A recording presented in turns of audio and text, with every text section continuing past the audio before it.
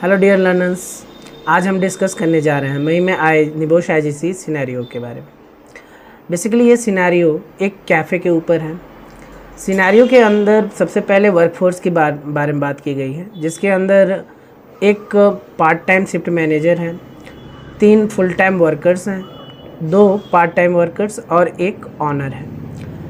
Cafe generally 5 days चलता था, लेकिन अब उसके वर्किंग आवर्स को बढ़ाकर 5 डेज से 7 डेज़ कर दिया गया।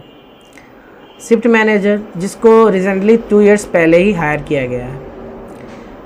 कैफ़े का रिनोवेशन एक नैरो बिल्डिंग की तरफ दिखाया जाता है कि कैफ़े एक नैरो बिल्डिंग में है और कैफ़े के सामने एक पेडेस्ट्रियन एरिया है जहां लोग आते जाते हैं। कैफ़े के एंट्रेंस के पास एक काउंटर है जहां पर आप कस्टमर्स को एक टोकन नंबर दिया जाता है और उस टोकन नंबर उस टेबल का होता है जहां कस्टमर बैठते हैं और उनको वहां पर ऑर्डर प्लेस किया जाता है। कैफ़े के अंदर जो एरियाज़ हैं वो 2 भागों में हैं। पहला जो सिटिंग एरिया है, पहले सिटिंग एरिया और दूसरे सिटिंग एरिया को जोड़ने के लिए एक बीच में स्टेप है। हालांकि स्टेप पे बहुत सारे ऐसे रिसेंटली इंसिडेंट हुए हैं, बहुत सारे जो कस्टमर्स और स्टाफ के लोग हैं उस स्टेप में फंस के गिरे हुए हैं। ये बात आपने ऑनर को बताई हुई है। ऑनर ने इस बात को एक्सीडेंट बुक में नोट किया है और उस स्टेप के पास ही में एक वॉल के ऊपर माइंड द स्टेप करके एक बोर्ड लगा दिया है, यानी ध्यान से चलिए। शिफ्ट मैनेजर जो ही अपॉइंटेड है और वो ऑनर के सामने अपना इम्प्रेशन बनाना चाहता है, इसके लिए वो ज़्यादा से ज़्यादा कस्टमर्स को सर्व करना चाहता है और अपने कैफ़े में कस्टमर की संख्या को बढ़ाना चाहता है। इस वजह से उसने वर्कर्स को इंसिस्ट किया है ज़्यादा से ज़्यादा कस्टमर को सर्व करने के लिए। उसी में से एक फुल टाइम वर्कर ने ये कंसर्न उठाया है कि आप यहाँ पे वर्कलोड ज़्यादा बढ़ा रहे हैं। तो शिफ्ट मैनेजर कहता है कि ये जो है बिजनेस के लिए बहुत अच्छा है और यही इम्पॉर्टेंट है, यही हमें करना चाहिए। हफ्ते की शुरुआत में शिफ्ट में ऑनर जब ड्यूटी पे होता है तो 2 पार्ट टाइम वर्कर जो 2 बड़ी कॉफ़ी मशीन्स पे काम करते हैं, वो कॉफ़ी मशीन चल नहीं रही होती है, ख़राब होती है। ऑनर उस कॉफ़ी मशीन का इंस्पेक्शन करता है और उसमें वो पाता है कि जो स्टीम बनाने वाला पाइप है, यानी जो स्टीम क्रिएट करने वाला जो पाइप होता है वो ख़राब हो चुका है। ऑनर उसको पार्ट टाइम वर्कर को ये यूज करने के लिए मना करता है और वहाँ पे आउट ऑफ ऑर्डर का साइन लगा के चला जाता है। उसके बाद से ऑनर शिफ्ट मैनेजर को कॉल करता है और कॉन्ट्रैक्टर के आने की सूचना शिफ्ट मैनेजर को देता है कि 2 दिन के अंदर कॉन्ट्रैक्टर आएगा और ये इस कॉफ़ी मशीन को बनाएगा। हालांकि ऑनर ने वॉइस मैसेज शिफ्ट मैनेजर के लिए छोड़ा हुआ है, लेकिन शिफ्ट मैनेजर कोई भी कॉल रिसीव नहीं करता। सिनेरियो शिफ्ट होता है आगे की तरफ और इसमें ऑनर के ड्यूटी के बाद शिफ्ट मैनेजर की ड्यूटी होती है, जिसके अंदर आप और शिफ्ट मैनेजर और 2 वर्कर्स और काम कर रहे होते हैं। उस दिन दोपहर में बहुत बारिश आ रही होती है और सारे कस्टमर्स कैफ़े के अंदर बैठते हैं।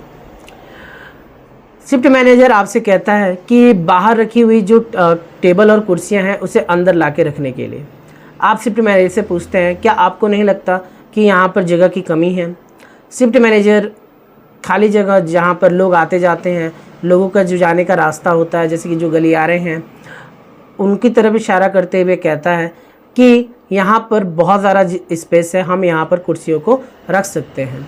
अपना काम जितना जल्दी हो सके उतना जल्दी करो, क्योंकि हम एक भी कस्टमर को खोना नहीं चाहते। इतना कहकर शिफ्ट मैनेजर अपने दूसरे वर्कर्स को देखने के लिए चला जाता है। उसके जाने के बाद आप उस मेटल के टेबल्स और चेयर्स को अंदर रखना स्टार्ट कर देते हैं, जहाँ जहाँ शिफ्ट मैनेजर ने आपको जगह दिखाई थी। और कुछ देर बाद कुछ ग्राहक उस चेयर्स पे बैठ भी जाते हैं। अब सीन शिफ्ट होता है कॉन्ट्रैक्टर के आने की तरफ। कॉन्ट्रैक्टर आता है और कॉन्ट्रैक्टर काउंटर के पास अपने आने का रीज़न बताता है कि मैं कॉफ़ी मशीन को रिपेयर करने के लिए आ रहा हूँ। काउंटर पे जो वर्कर होता है उसे कॉन्ट्रैक्टर के बारे में कोई नॉलेज नहीं होती है। वो कॉन्ट्रैक्टर को वेट करने के लिए कहता है और शिफ्ट मैनेजर के पास जाके पूछता है और कॉन्ट्रैक्टर के बारे में जानकारी देता है।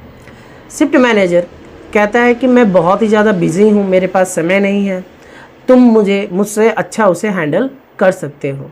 इतना सुनकर वर्कर वापस कॉन्ट्रैक्टर के पास आता है और उसे कहता है कि शिफ्ट मैनेजर इस समय बिजी है, लेकिन हम अपना काम कर सकते हैं। कॉन्ट्रैक्टर ये सुनकर खुश हो जाता है और कहता है कि मैं पहले भी इस कैफ़े में आया हूँ और मैंने पहले भी इस कैफ़े के लेआउट के बारे में मुझे जानकारी है। अब सीन शिफ्ट होता है एक्सीडेंट की तरफ। एक वर्कर जो कुछ हॉट ड्रिंक्स को फर्स्ट सीटिंग से दूसरे सीटिंग की तरफ ले जा रहा होता है। रास्ते में कुछ कस्टमर्स बैठे होते हैं। इनके बैठे होने की वजह से वर्कर घबरा जाता है। बचाने के चक्कर में उसका पैर उस स्टेप में फंस जाता है, सीढ़ी में फंस जाता है और वर्कर गिर जाता है।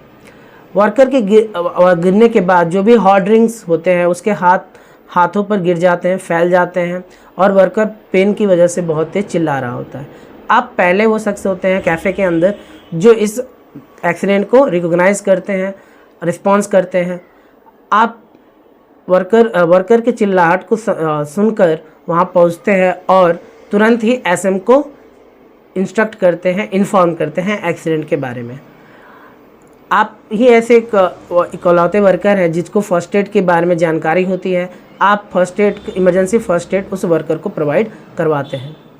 एसएम ये सारी चीज़ें देख के घबरा जाता है और उसे समझ में नहीं आता है कि उसे क्या रिस्पॉन्स करना चाहिए।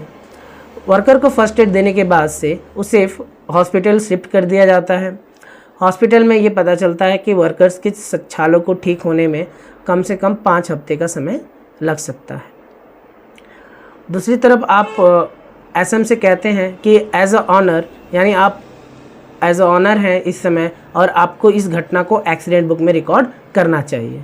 लेकिन एसएम इसे डिनाई कर देता है और कहता है कि हमें सबसे पहले अब कस्टमर्स को सर्व करने पे फोकस करना चाहिए, कस्टमर को बढ़ाने पे फोकस करना चाहिए। उसके बाद से आप तुरंत मेन ऑनर को कॉल करते हैं और उसे इस घटना के बारे में जानकारी देते हैं। मेन ऑनर आपको थैंक यू कहता है और घटना की जांच करने के लिए आपसे वादा करता है।